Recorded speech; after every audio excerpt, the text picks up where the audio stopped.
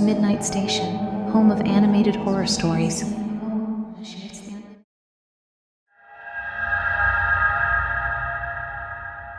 It was a seemingly normal day when I accepted the new job at Midnight Soft Technologies. The skyscraper loomed above me, a modern monolith of glass and steel, so high that the top floors were shrouded in fog. The company was headquartered on the 12th floor, known for its grand panoramic views of the city. On my first day, I entered the polished lobby, greeted by the friendly receptionist. To reach the 12th floor, I had to use one of the building's many elevators, sleek machines with a lustrous steel finish. However, what struck me as odd was the button panel. Between the 12th and 14th floors, there was a button for the 13th floor, an unusual sight given that most buildings tend to skip the number due to superstitious reasons. A couple of weeks went by without incident. One late night, I was engrossed in a tricky piece of coding, losing track of time. Glancing at my watch, I realized it was past midnight. Feeling exhausted, I decided to call it a night.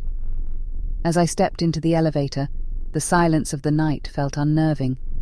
The once vibrant lobby was now deserted, the only sound being the low hum of the elevator machinery. I hit the button for the ground floor, but instead, the button for the 13th floor lit up. Thinking it was a glitch, I pressed the ground floor button again, but the elevator began its ascent. The elevator came to a halt, and the doors slid open to reveal the 13th floor. It was a stark contrast to the other levels, the walls stripped of paint and the lights flickering ominously. It seemed as though this floor was abandoned mid-construction. The eerie silence was unnerving, but before I could react, the elevator doors closed, and it began its descent to the ground floor. Over the next few days, the incident kept replaying in my mind. I asked my colleagues about the 13th floor, but they just laughed it off, claiming they'd never seen a 13th floor button. Confused, I checked the elevator during lunch, only to find that they were right. The 13th floor button had disappeared. Late-night coding sessions became a part of my routine. One such night, the elevator incident repeated itself. The doors opened to the same creepy, unfinished floor. This time, however, I saw a shadow dart across the corridor. Fear took hold, but before I could react, the doors closed and the elevator descended. Convinced there was something deeply wrong, I decided to investigate. I spent the next week documenting every late-night ride. The pattern was unsettling. On each third late-night ride, the elevator would stop at the 13th floor, and each time the shadowy figure became more tangible, more human. Driven by a morbid curiosity and fear, I decided to step out the next time. The day came sooner than expected. As the doors opened to the 13th floor, I took a deep breath and stepped out. The doors closed behind me, leaving me stranded in the flickering darkness. As I explored, I realized the floor was a mirror image of my office, but stuck in a decrepit state of decay. I wandered the desolate floor, a sense of unease growing with each step. The layout, the rooms, even the view from the window were an eerie reflection of the 12th floor. What chilled me to the core, however, was a desk nestled in the corner, eerily identical to mine. Yet it was decorated not with the standard office supplies, but with a collection of makeshift objects. It was as if someone had painstakingly crafted replicas of my personal belongings with whatever materials they could find. Among the objects, a picture frame caught my eye. It was facing down, like the one on my desk. Trembling, I picked it up and turned it over. My breath hitched. It was a drawing, painstakingly detailed, replicating the photograph of my husband I had on my desk. Before I could process this, a sound from behind me made me spin around. A figure stood in the shadows. It was dressed just like me, same suit and shirt, even down to our identical shoes. It slowly stepped into the flickering light. The figure wore a paper mask, crudely crafted to resemble my features. Paralyzed by fear, I stared at the figure until terror finally kicked my instincts into action. I bolted towards the elevator, slamming the call button with trembling fingers. As the doors slid open, I took one last glance back at the figure, still standing there, a hollow paper imitation of me. The next day, I handed in my resignation. My colleagues thought I was mad to leave such a promising job, but they didn't know about the haunting experience of the 13th floor, the figure in the paper mask, and the chilling mimicry of my life. If you're enjoying the video, please like and subscribe to Midnight Station. As a new channel, it really helps boost our visibility and our ability to grow the channel.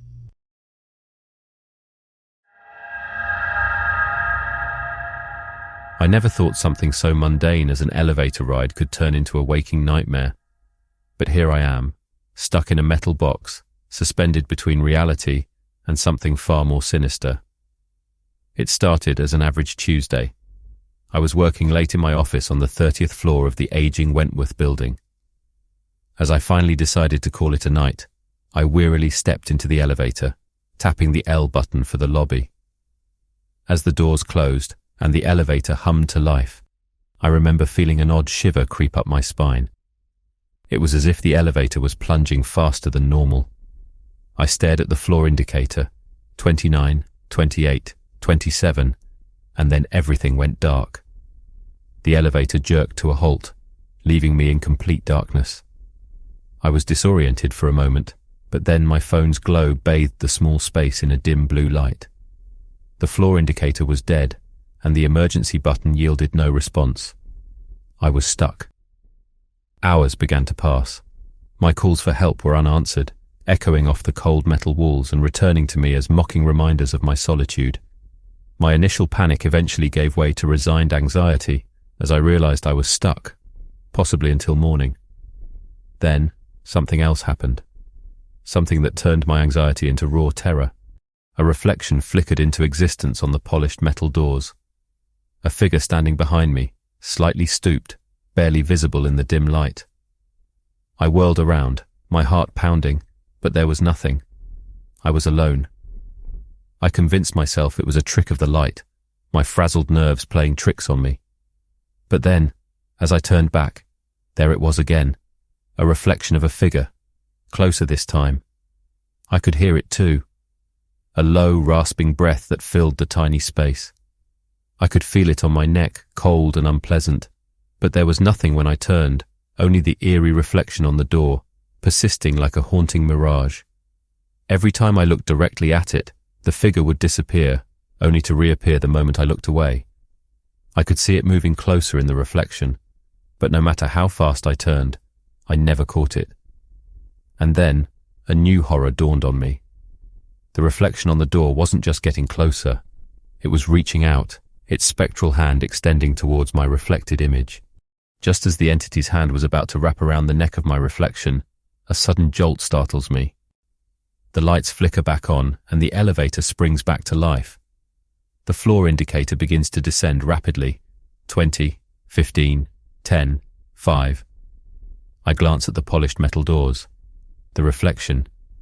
The figure. It's gone. I'm alone again. The elevator shudders to a stop at the lobby. The doors slide open to the quiet stillness of the empty building, a stark contrast to the terror I've just endured. I bolt out of the elevator. The cool night air in the lobby feels like a comforting embrace, pulling me back into the realm of the living. As I step out into the night, under the open sky, I know I've escaped, but I also know I won't forget. And should you ever find yourself in a lone elevator, remember to keep an eye on the reflection. You never know what might be looking back.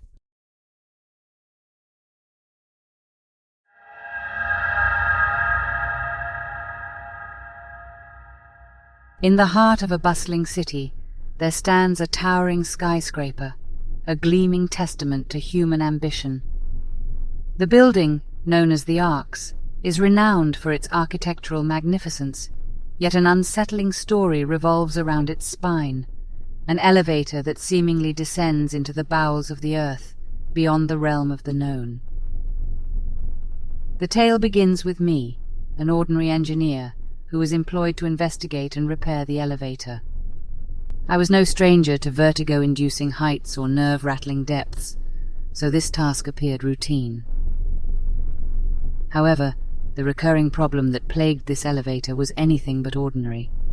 The arcs was exactly 50 stories tall, but the elevator panel displayed an extra button. B50, it read, suggesting there was an additional basement level as deep as the building was tall. The management was insistent that there was no such basement level, that it was an erroneous inclusion. Yet the button continued to illuminate randomly, and the elevator would descend unexpectedly, causing panic among the passengers. The peculiar part? The elevator door would always open to nothingness, just a wall of solid rock, much deeper than any foundational level should be. Equipped with my toolkit and a steely resolve, I decided to stay the night in the building to observe the anomaly firsthand. As the clock struck midnight, and the building's lively echo dwindled, the silence was pierced by a soft ding. I watched as the elevator descended to B50 all by itself. Intrigued and slightly nervous, I decided to step inside. The doors slid closed and the elevator began its descent. As it passed the basement level, I felt a strange sensation, a cold chill that had nothing to do with the air conditioning. An ethereal hum resonated in the cabin, and my handheld device started picking up strange electromagnetic frequencies, stronger the deeper we descended. After what felt like minutes, the elevator stopped at B50. The doors opened to the familiar sight of a solid rock wall.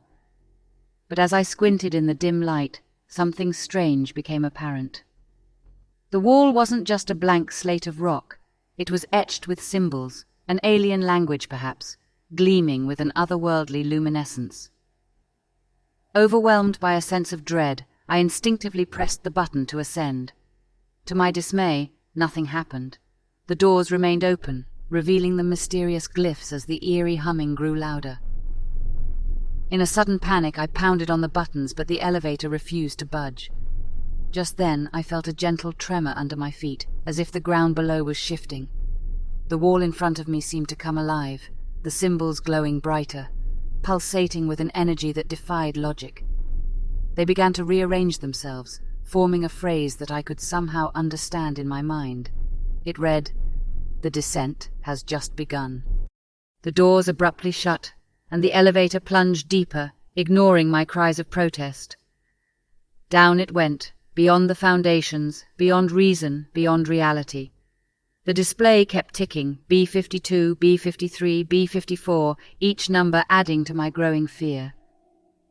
Then, all at once, the lights went out, leaving me in pitch darkness. The elevator continued its descent, seemingly into an abyss that refused to end. In the oppressive dark, I am writing this account, hoping it somehow reaches the surface. I can still hear the elevator's hum and feel the constant, relentless downward movement. They call it the arcs, a monument to ambition. But in its heart lies an unending descent, a journey that takes you not upwards among the stars, but deep into the earth's embrace, into the unknown.